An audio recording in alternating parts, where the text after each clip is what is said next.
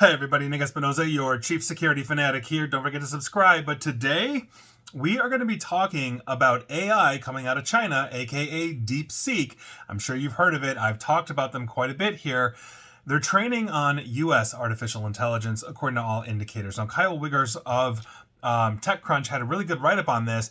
And here's what's going on, because last week, basically the Chinese lab known as DeepSeek released a new version of its R1 reasoning AI model that performs well on things like math and coding benchmarks, all that kind of stuff. In other words, they're improving. But they didn't reveal the source of the data they used to train their model, and AI researchers are now speculating that at least a good chunk of that came from Google's Gemini family of artificial intelligence. In other words, basically a Chinese company is sitting here ripping off an American company. It's not the first time we've seen that, right? Now, Sam Page, he's from Melbourne, Australia, and he's a developer, and he, for the record, creates things like emotional intelligence evaluations for AI, published what he claims is evidence that DeepSeek's latest model was trained on outputs from Gemini as well. DeepSeek model, specifically known as R1-0528, basically prefers words and expressions that are similar to those of Google's Gemini 2.5 Pro,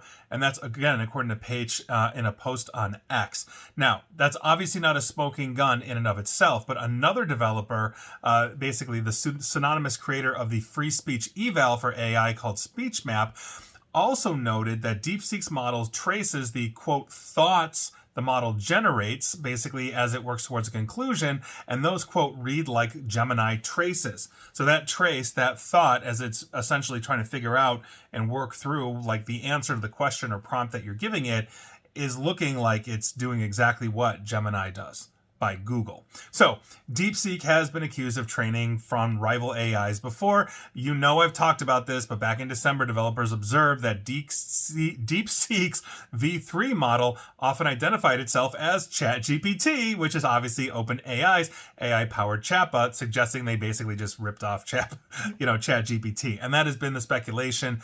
If you've seen, I've done videos on DeepSeek. It's biased.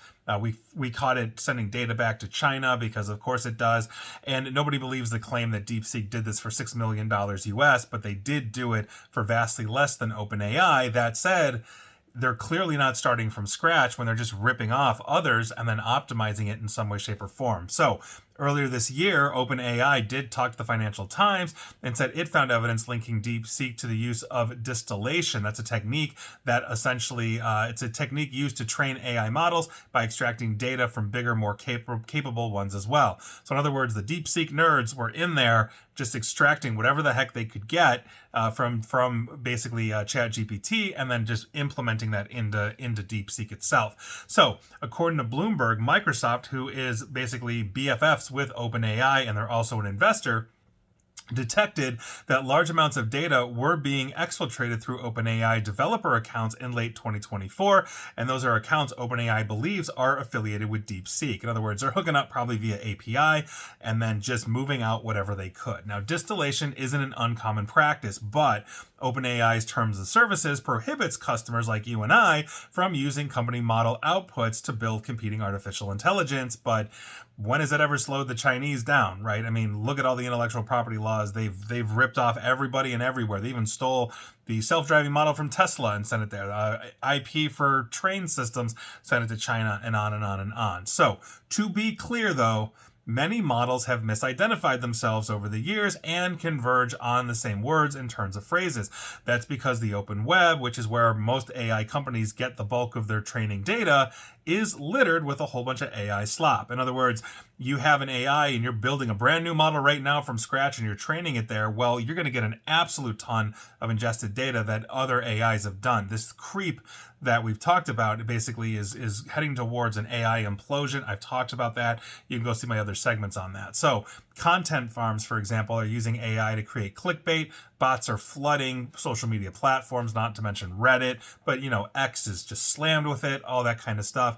And so this kind of contamination, which is a term that Kyle Wiggers uses here, has made it quite difficult to basically thoroughly filter AI outputs from training data sets. In other words, you want your training to be as human as possible, and it's just not really becoming possible these days. So on top of this, AI experts like Nathan Lambert, a researcher at the nonprofit AI Research Institute AI2, doesn't think that it's out of question that DeepSeek trained on data from Google's Gemini. And I quote, "If I was DeepSeek, I would definitely create a ton of synthetic data from the best API model out there." That's what Lambert wrote in a post on X. I tend to continue his quote, "DeepSeek is short on GPUs and flush with cash. It's literally effectively more compute for them," end quote. In other words, yeah, they're going to do this because it's in their best interest. And again, this is the problem the world has with China. And so as we develop, let's say, a new advanced model that reasons better, let's say OpenAI is the one to do it, or Anthropic, or you take the pick, you're going to see a whole bunch, basically, of DeepSeek employees trying to rip it off, or whatever the next AI company out of China is.